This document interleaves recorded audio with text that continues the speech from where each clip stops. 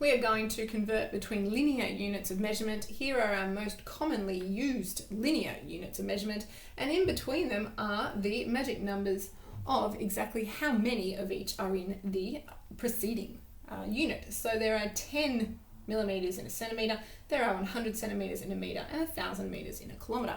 In order for us to change back and forth, we need to be able to use different mathematical operations to do that. So we know that, say we had 1 kilometer. If we have 1 kilometer, we know that that is 1,000 meters. So when we go from this bigger unit to this slightly smaller unit, what we do is we multiply. And that is the case for every single one of these. So if we go from a bigger unit to the smaller unit, we multiply.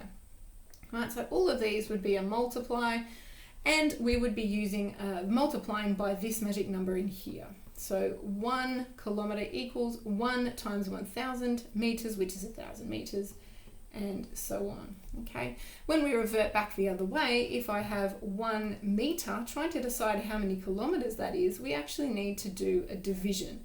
And we are still working with those numbers that we will convert with. So they are all a divide sign when we go from the smaller unit to the bigger unit is a divide sign. Okay, and that rule always applies. Now we are going to convert this one. So 5 meters into centimeters, we can say we've got 5 meters. We're going to the smaller unit.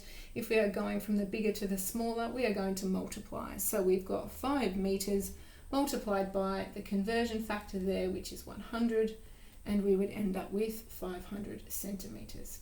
We've got 47 millimeters. We're at this end of the scale now, and we are converting to a larger unit. So smaller unit to larger unit, we're going to divide. So 47 millimeters divided by our conversion number, which is 10, is going to lead us to 4.7 centimeters.